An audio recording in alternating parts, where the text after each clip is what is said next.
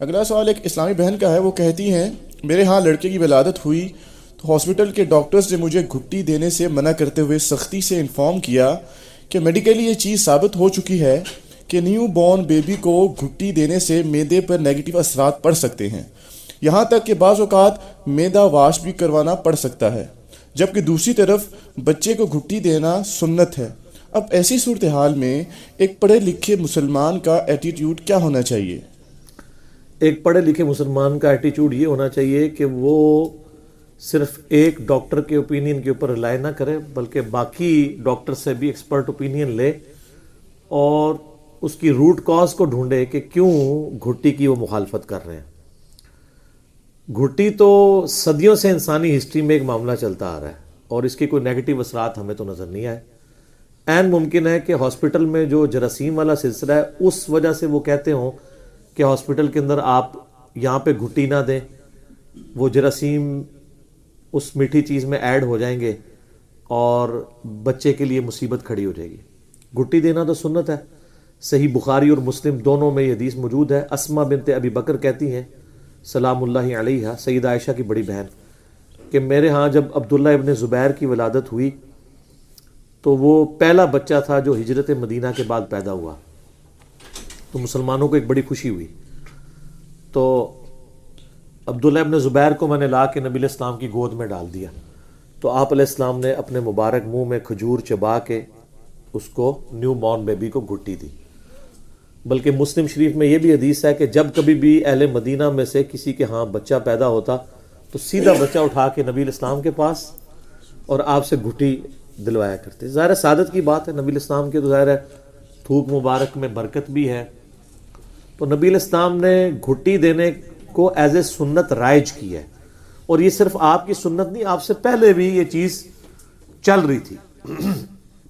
ہمارے سب کانٹیننٹ کے کلچر میں بھی چیزیں چل رہی ہیں، تو کوئی نیگیٹو چیز اس حوالے سے سامنے نہیں آئی ہے. خام خواہ چند لوگوں کے سننے پہ اس کے پیچھے نہیں لگ پڑنا چاہیے. میں آپ کو پرسنل ایک واقعہ بتاتا ہوں. میرے آفس کے ایک کلیگ ہیں، ان کے ہاں ایک بیٹی پیدا ہوئی، تو اس بچی کا ایک ایشو بن گیا میدے والا. بالکل نیو بورن بیبی تھی وہ. تو آپ کو پتا ہے نیو بورن جو بیبی ہے اگر اسے پوٹی نہ آ رہی ہو تو پھر میدا واش کروانا پڑتا ہے. تو ان کی اپنی سگی خالہ جو ہیں وہ گائناکالوجسٹ تھی، تو انہوں نے ان کو فون کیا تو اس نے کہا کہ آپ اس طرح کریں کہ اسے گھٹی دیں شہد کی. تو انہوں نے کہا ڈاکٹر تو منع کر رہے ہیں. انہوں نے کہا ڈاکٹر نو چھڈو، تسی دیو گھٹی، میں بھی ڈاکٹر ہوں. شہد چٹایا جناب، سارا معاملہ صاف ہو گیا. تو وہ جو ڈاکٹر بغیر گھٹی کے میدا صاف کرنے پہ تلا ہوا تھا، وہ شہد کی گھٹی کی برکت سے اللہ تعالیٰ نے اس کو چالو کر دیا. اور شہد میں تو ویسے ہی شفا ہے. وہ بخاری مسلم میں حدیث ہے نا کہ ایک صحابی کا یعنی بھائی تھا، اس کا پیٹ خراب ہو گیا، لوز ہو گیا. نبی علیہ السلام کے پاس آیا، آپ علیہ السلام فرمایا اسے شہد دو. وہ پھر حاضر ہوا، یا رسول اللہ وہ تو اور پیٹ خراب ہو گیا. پھر آپ فرمایا اور شہد دو. پھر آیا، ان کا اور خراب ہوا، فرمایا اور شہد دو. اللہ کا قرآن سچا ہے، یعنی سورہ النحل میں ہے کہ شہد میں شفا ہے اور تیرے بھائی کا پیٹ جھوٹا ہے. چوتھی دفعہ جب ہوا تو اس کا پیٹ بالکل ٹھیک ہو گیا. تو اس طرح کے معاملات میں ان چیزوں کو دیکھنے کی ضرورت ہے کہ ہم نے انسانی ہسٹری میں بھی چیزوں کو لرن کیا ہوا ہے، میڈیکلی بھی چیزوں کو لرن کیا ہے. میڈیکل فیلڈ میں جب دو اس طرح کے اوپینین آ جاتے ہیں تو پھر یہ نہیں کہ آپ نے اس کو فالو کرنا ہے، اس کو ایز اے سنت فالو کریں.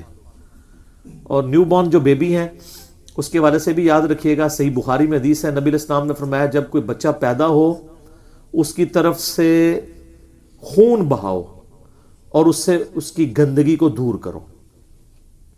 اور وہ خون بہانے کی تفصیل جامعہ ترمذی میں آئی ہے کہ نبی علیہ السلام نے فرمایا کہ 7ویں دن بچے کی طرف سے عقیقہ کرو، لڑکے کی طرف سے 2 بکرے اور لڑکی کی طرف سے 1 بکرا.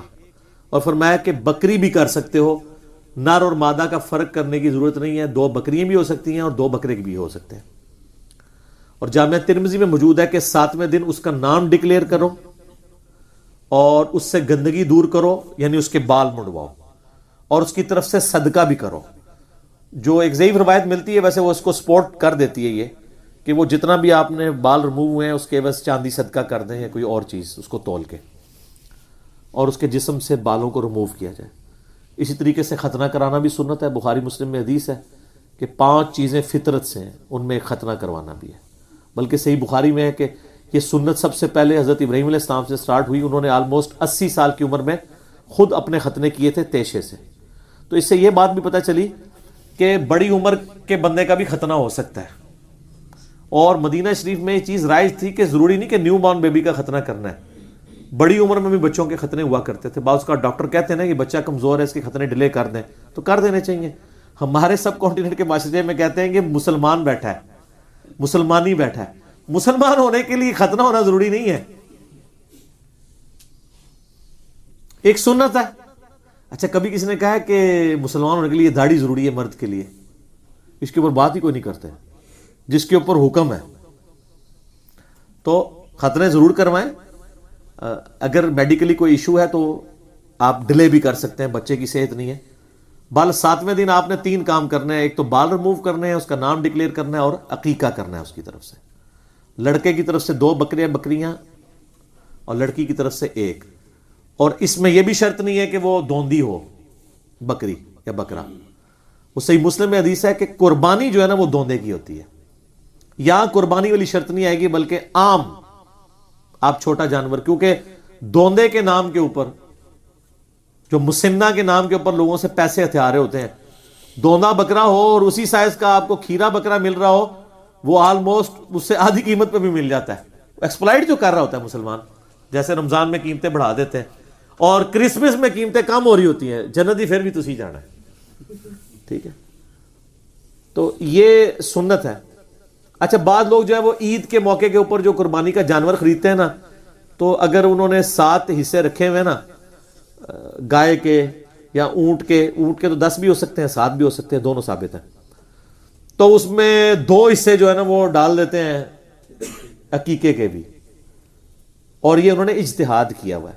اجتہاد وہاں ہوتا ہے جہاں پہ نص نہ موجود ہو. یہاں واضح جب موجود ہے کہ بچے کی طرف سے خون بہانا ہے آپ نے, اور ترمذی میں موجود ہے کہ 2 بکرے قربان کرنے ہیں, 2 جانیں دینی ہیں.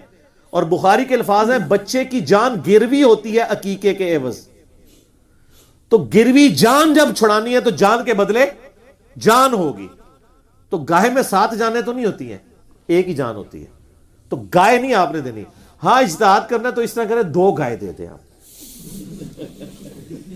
لڑکی کی طرف سے 1 گائے اور تو جب یہ آپ بات کریں کہ نہیں بکرا ہی ٹھیک ہے, ٹھیک ہے. تو یہ میں چھوٹے چھوٹے مسائل اس لیے ساتھ بتا رہا ہوں کہ اکثر لوگ اس حوالے سے کوشچن پوچھتے رہتے ہیں عقیقے کے حوالے سے. تو عقیقہ ایک سنت ہے. اچھا, یہ سنت اس کے لیے جو افورڈ کر سکتا ہے. اگر کوئی غریب ہے وہ عقیقہ نہیں کر سکتا تو عام صدقہ کر دے, پھر جب کبھی توفیق ملے تو سنت یہ پوری کر لے. سنن کبری البیہقی میں آتا ہے نبی علیہ السلام نے اعلان نبوت کے بعد اپنا عقیقہ خود کیا ہے. تو بڑی عمر کا بھی عقیقہ ہو سکتا ہے. اگر کسی کا بچپن میں نہیں ہوا, اب وہ صاحب حیثیت ہے تو اب کر لے. لیکن وہ جو ہے نا صدقہ کرو, صدقہ تو آپ تھوڑا سا بھی کر سکتے ہیں. اور یہ بھی یاد رکھیے گا, جامعہ ترمذی میں موجود ہے کہ نبی علیہ السلام نے فرمایا کہ عقیقہ 7ویں دن ہے, اس کے بعد عام صدقہ ہے.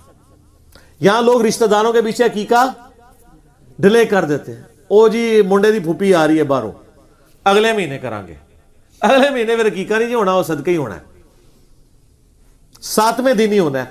اور 7واں دن بھی ذرا حساب رکھیے گا, بڑا آسان طریقہ ہے. اگر بچہ پیدا ہوا ہے جمعرات کے دن تو عقیقہ ہوگا بدھ کو. ہاں ظاہر 7 دن تب ہوں گے نا. جمعے کو پیدا ہوا ہے تو عقیقہ جمعرات کو ہوگا. جمعہ 8 دن کہا جاتا ہے نا, اینو یاد رکھو, جمعہ 8 دن, تو جمعرات 7 دن. لیکن اگر بچہ رات کے وقت پیدا ہوا ہے تو اسلام میں اگلا دن مغرب کے بعد شروع ہو جاتا ہے.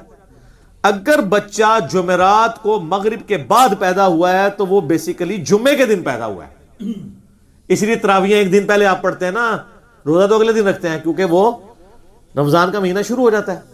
تو اگر مغرب کے بعد پیدا ہوا ہے نا تو آپ اس کو جمعے کی پیدائش کاؤنٹ کریں گے, اور اس کا عقیقہ پھر اگرچہ وہ سولر سسٹم کے اعتبار سے وہ جمعرات کو پیدا ہوا ہے, لیکن وہ بیسیکلی چاند کے اعتبار سے یا ہمارے لیونر ایئرز جو ہیں ان کے اعتبار سے وہ جمعے کو پیدا ہوا ہے. تو اب اس کا عقیقہ جمعرات کو. اچھا اس طرح ہوتا ہے بعض اوقات دوسرے ملکوں کے اندر بچے پیدا ہوئے ہوتے ہیں اور عقیقہ وہ یہاں پہ کروا رہے ہوتے ہیں. تو اب یہ آپ کا اجتہادی معاملہ ہے, جس اعتبار سے بھی آپ کرنا چاہتے ہیں کر لیں. بہتر یہ ہے کہ اپنا ادھر کا ہی حساب لگا لیں, جب ادھر 7واں دن بن رہا ہو تو ادھر فون کر کے کہہ دیں کہ 7واں دن کر لیں. یہ اجتہاد میں اس لیے کر رہا ہوں کہ عید کا بھی آپ کو پتا ہے ایک آدھ دن کا فرق نکل ہی آتا ہے. اگر امریکہ کے اندر عید کا 3را دن ہے تو یہاں اگر ایک دن پہلے عید ہوگی بھی ہے تو یہاں تو ٹائم ہی ختم ہو چکا ہوگا. یا اس طریقے سے یورپ سے لوگ کہتے ہیں ہماری پاکستان میں آپ قربانی کر دیں, آپ پاکستان میں کرتے ہیں 3رے دن اور وہاں چلا جاتا ہے 4تھا دن. اہل حدیث کے نزدیک ہوتی ہے لیکن ثابت نہیں ہے, وہ ضعیف روایت ہے. تو پھر کوشش کریں کہ باہر کے ملکوں کی جو عید کی جو روٹین چل رہی ہے اس کے اعتبار سے دن کو کاؤنٹ کریں. ویسے ادھر کے اعتبار سے بھی کر لیں گے اجتہاداً وہ جائز ہی ہوگا. ادھر کی تو یہی احکامات لگیں گے, کیونکہ فزیکلی اگر کوئی بندہ وہاں سے آ گیا تو پھر یہاں کے اعتبار سے وہ عید منائے گا, چاہے اس کا ایک روزہ رہ بھی جائے, وہ پھر قضا کرے گا. اور اگر یہاں پہ آیا وہاں پہ 30 روزے پورے رکھ کے آیا اور یہاں پہ ابھی ایک روزہ رہتا ہے تو روزہ نہیں رکھے گا, کیونکہ رمضان 30 کا ہی ہوتا ہے. وہ اس دن روزہ نہ رکھے, البتہ عید بھی نہیں کرے گا, عید کرے گا یہاں کی کمیونٹی کے ساتھ. یہ وہ چھوٹے چھوٹے مسائل ہیں جو لوگ وقتاً فوقتاً پوچھتے رہتے ہیں. عقیقے کے حوالے سے تو اتنے ہمیں سوالات آتے ہیں, کبھی کوئی پوچھ رہا ہوتا ہے جی شرط بتا دیں جی وہ کتنے دن کریں, جی 14ویں دن بھی کر سکتے ہیں, وہ جی ڈیلے بھی کر سکتے ہیں, جی وہ گائے میں بھی حصہ ڈال سکتے ہیں کہ نہیں. تو میں نے ساری باتیں, کوئی بات ایسی ہے عقیقے کے حوالے سے جو آپ کے ذہن میں ہو اس میں ان پٹ کے تو ہاں وہ ایک بکرے والی بھی جو روایتیں ملتی ہیں نا وہ کمزور اس حوالے سے تصور کی جائیں گی کہ اگرچہ حسن درجے کی ہیں کہ لڑکے کی طرف سے اور لڑکی کی طرف سے ایک ایک بکرا کیا جائے, اور روایتیں حسن درجے کی ہیں, لیکن اس کو ہم فالو اس لیے نہیں کریں گے کہ جب 2 والی روایت ملتی ہے نا تو ایک بھی اس کے اندر داخل ہے, کیونکہ وہ عموماً ملتا ہے نا حکمی حدیث میں لی کہ 2 کرو. اور جس نے ایک روایت کیا ہو سکتا ہے اس نے ایک ہی قربان ہوتے ہوئے دیکھا ہو سیدنا حسن حسین کے حوالے سے, جبکہ دوسری روایتوں میں 2 بھی ملتا ہے, تو ہو سکتا ہے وہ ادھر ادھر ہوا اور دوسرا بھی پیچھے سے قربان ہو گیا ہو. ایسے ہو جاتا ہے. صحیح بخاری میں عبداللہ بن عمر کہتے ہیں میں نے زور سے پہلے نبی علیہ السلام کے ساتھ 2 رکعتیں پڑھی ہیں.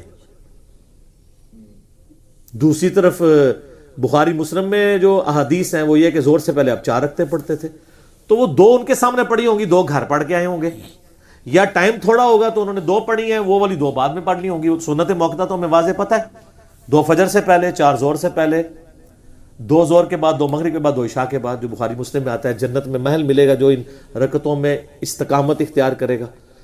تو بعض اوقات اس طریقے سے رپورٹ, آج کل ہم جس طرح حدیث کو آئیڈینٹیفائی کر رہے ہوتے ہیں نا پورا میتھمیٹیکلی, اس زمانے میں یہ پاسبل نہیں تھا کہ اس طریقے سے چیزیں روایت ہوں. یہ تو محدثین کی بڑی مہربانی ہے کہ انہوں نے کتابیں لکھی ہیں, اور آج ہم ان کتابوں میں سے کبھی کوئی چیز کدھر سے ڈھونڈتے ہیں, کوئی کدھر سے ایک پوری پکچر بنا کے آپ کے سامنے کھیر رکھتے ہیں کہ ہاں یہ ہے پوری ٹوٹیلٹی میں, ریسرچ پیپرز لکھ دیتے ہیں تاکہ آپ کو بات سمجھ آ جائے. تو بات گھٹی سے شروع ہوئی تھی, گھٹی سنت ہے, کوئی بھی میٹھی چیز آپ گھٹی دے سکتے ہیں, اور سنت یہ ہے کسی نیک آدمی سے دلوائیں جس کو آپ اچھا سمجھتے ہیں, کیونکہ صحابہ کرام بھی مسلم شریف میں آتا ہے جب بھی کوئی بچہ پیدا ہوتا تھا نبی علیہ السلام سے گھٹی دلواتے تھے. ہاں جی, یہ جو اناف کا جو موقف بتایا جاتا ہے کہ ان کے نزدیک یہ تھا کہ عقیقہ منسوخ ہو چکا ہے حکم اس کا قربانی کے بعد, یہ درست بات ہے کہ الزام ہے؟ نہیں, الزام نہیں ہے. غلام سعود سعیدی صاحب نے شرح صحیح مسلم کے اندر باقاعدہ فخریہ بتایا کہ ہم دیکھیں پکے مقلد نہیں ہیں. اگر ہم پکے مقلد ہوتے تو امام حنیفہ کے نزدیک عقیقہ جو ہے یہ زمانہ جاہلیت کی رسم ہے, منسوخ نہیں, زمانہ جاہلیت کی رسم. تو زمانہ جاہلیت کی تو کئی رسومات اسلام میں چل رہی ہیں اس لیے کہ وہ اصل میں ٹھیک تھی. ان الصفا والمروہ من شعائر اللہ, اس کو بھی جو نیو مسلم تھے وہ سمجھتے تھے یہ مشرکین عرب کی رسم ہے, تو اللہ نے کہا نہیں یہ شاعر اللہ میں داخل ہے. ٹھیک ہے, یہ نہیں ہے کہ مشرکین جو بھی کام کرتے تھے سارے ہی غلط ہیں. تو وہ ہے, اور اس کو غلام سعود سعیدی صاحب نے باقاعدہ شرح صحیح مسلم میں بحث کی ہے, اور یہ 3 مسائل انہوں نے ڈسکس کیے ہیں: شوال کے 6 روزے, عقیقے کو بدعت کہنے والا مسئلہ, اور مدینے کے حرم والا. اور انہوں نے اس کو فخریہ پیش کیا کہ ہم دیکھیں آپ ہمیں کہتے ہیں ہم اندھے مقلد ہیں, اگر ہم اندھے مقلد ہوتے تو امام حنیفہ کی یہ تینوں باتیں بھی مان لیتے, ہم پریکٹیکلی حنفی ان کے ان 3 مسائل کو نہیں مانتے. تو غلام سعود سعیدی صاحب تو ایک ذمہ دار ترین شخصیت ہے, بریلویوں کے پاس اس کے لیول کا کوئی محقق نہیں, اس پوری صدی میں پیش کر سکیں جس نے حدیث کے اوپر اتنا کام کیا ہو. میرے استاد بھی ہیں, میں نے ان سے بہت کچھ سیکھا ہے رحمہ اللہ تعالی. اللہ تعالیٰ ان کی گناہوں سے درگزر فرمائے, انہیں نیک کاموں کا اجر عطا فرمائے. ٹھیک ہو گیا جی.